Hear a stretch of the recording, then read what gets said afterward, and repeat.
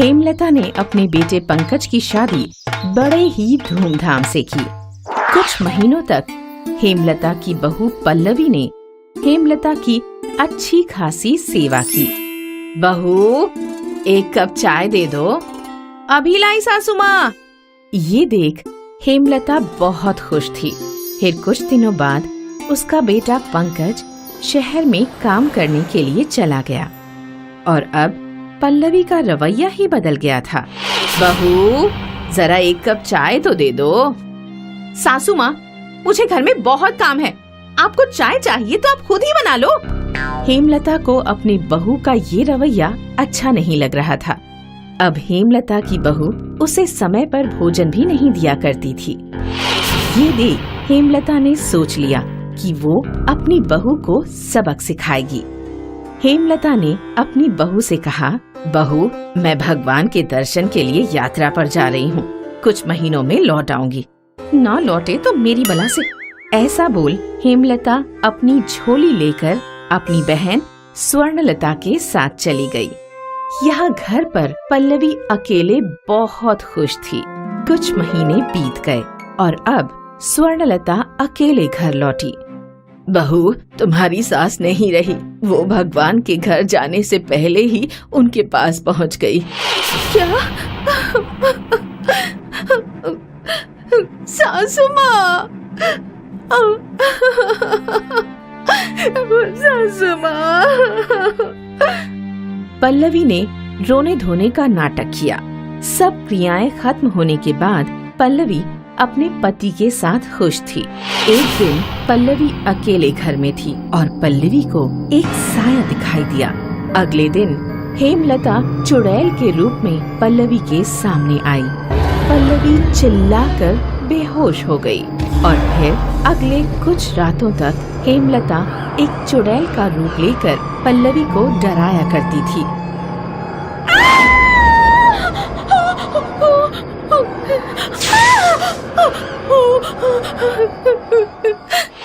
एक रात जब पल्लवी रसोई घर में अकेली थी, तब हेमलता फिर चुड़ैल के रूप में आई।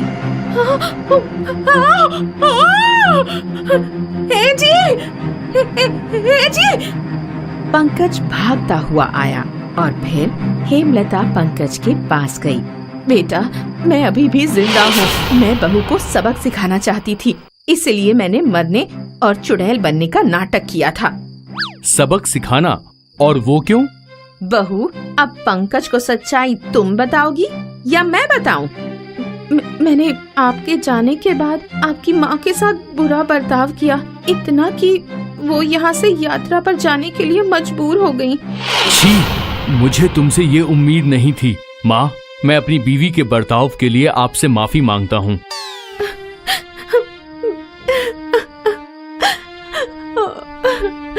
हेमलता के इस नाटक से पंकज को अपनी पत्नी की सच्चाई का पता चला और पल्लवी को सबक भी मिल गया कि उसे अच्छे होने का नाटक नहीं करना चाहिए, क्योंकि सच्चाई कभी न कभी सामने जरूर आती है।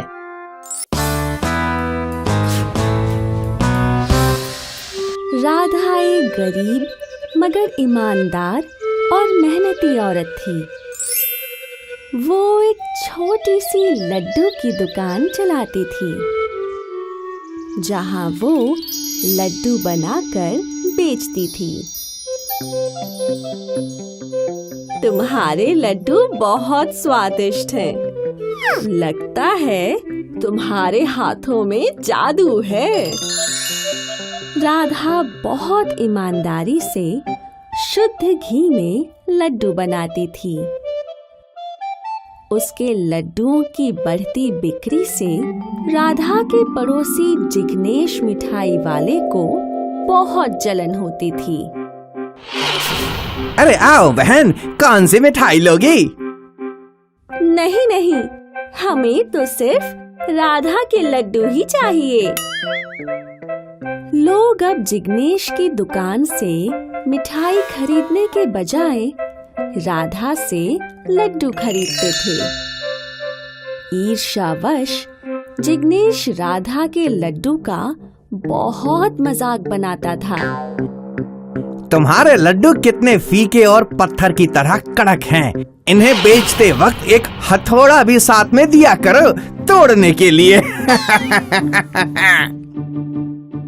जिग्नेश की बातों से राधा बहुत दुखी होती, फिर भी वो पूरी मेहनत और ईमानदारी से स्वादिष्ट लड्डू बनाती और बेचती रही।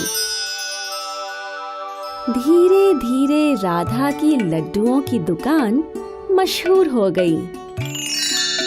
दूसरे गांव से भी लोग उसके लड्डू खरीदने आने लगे। एक दिन एक बहुत बड़े सेठ ने अपने बेटे की शादी के लिए राधा को 5000 लड्डू बनाने का ऑर्डर दिया। कल सुबह मेरे घर पर 5000 लड्डू पहुंचा देना, बिल्कुल स्वादिष्ट, हमेशा की तरह। लड्डू आपके घर पहुंच जाएंगे। इतना बड़ा ऑर्डर मिलते ही राधा ने लड्डू बनाना शुरू कर दिया। एक के बाद एक वो लड्डू बनाती जा रही थी।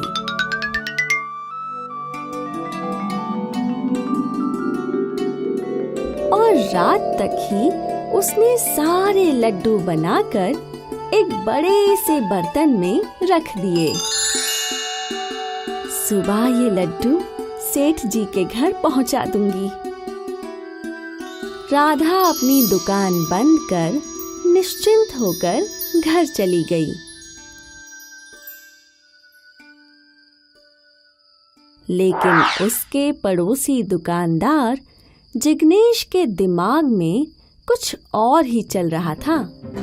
वो चाहता था कि राधा के लड्डू सेठ जी के घर ना पहुंचे और सेठ जी राधा से गुस्सा हो जाएं। राधा की बदनामी होगी तो उसकी लड्डू की दुकान चौपट हो जाएगी। जिग्नेश अपनी दुकान में गया और एक बड़ा सा पिंजरा ले आया जिसमें 3-4 मोटे चूहे बंद थे। उसने चुपके से राधा की दुकान में चूहे छोड़ दिए। ये मोटे भूखे चूहे सुबह तक सारे लड्डू चट कर जाएंगे। अगली सुबह राधा ने जैसे ही अपनी दुकान खोली, चूहों को देखकर वो चौंक गई। हाँ, ये चूहे मेरी दुकान में कहाँ से आए? हे भगवान, ये तो सारे लड्डू खा गए। अब मैं सेठ जी को क्या दूंगी? दूर खड़ा जिग्नेश राधा के लड्डुओं की बर्बादी देख बहुत खुश हुआ। चूहे लड्डू खा गए। सेठ जी के घर लड्डू पहुंचाने का वक्त हो गया था, लेकिन राधा के सारे लड्डू तो चूहों ने बर्बाद कर दिए थे। राधा बुरी तरह रोने लगी।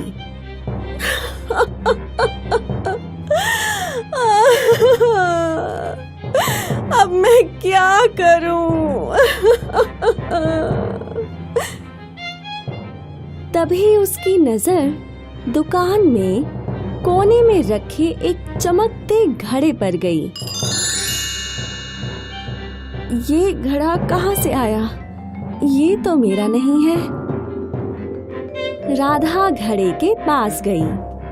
उसने घड़े के अंदर झांक कर देखा, पर वो खाली था।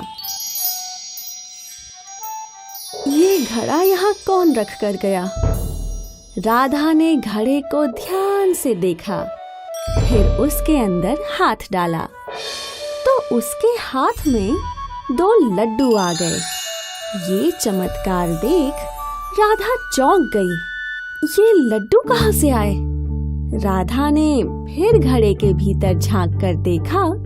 लेकिन घड़ा बिल्कुल खाली था। उसने एक बार फिर घड़े में हाथ डाला। इस बार भी उसके हाथ में 2 लड्डू आ गए। ये चमत्कार देख राधा बहुत खुश हो गई। ये तो जादुई घड़ा है जो मुझे हर बार 2 लड्डू दे रहा है।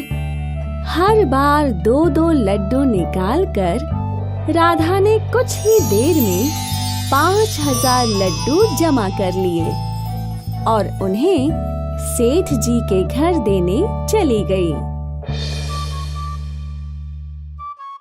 राधा को लड्डू ले जाता देख जिग्नेश भौंचक्का रह गया।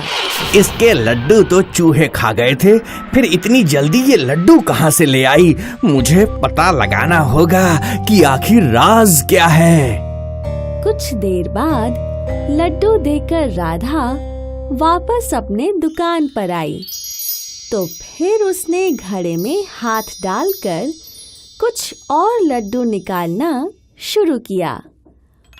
दूर खड़ा जिग्नेश ये कमाल देखकर चौंक गया। अच्छा, तो इस घड़े की वजह से इसे लड्डू मिल रहे हैं। आज रात मैं इसका घड़ा ही चुरा लेता हूँ, फिर मैं भी घड़े से लड्डू निकाल कर बेचूंगा। जिग्नेश एक मौके के इंतजार में था। जब राधा ग्राहकों को लड्डू बेचने में व्यस्त हो गई, तो जिग्नेश ने वो जादुई घड़ा चुरा लिया। अब इस घड़े से लड्डू मैं निकालूंगा। जिग्नेश ने जैसे ही लड्डू निकालने के लिए घड़े में हाथ डाला, उसके हाथ में 2 लड्डू की जगह 2 जहरीले सांप आ गए। सांप देखकर जिग्नेश की सिट्टी पिट्टी गुम हो गई। सांप से पीछा छुड़ाने के लिए जिग्नेश घड़ा छोड़कर भाग गया।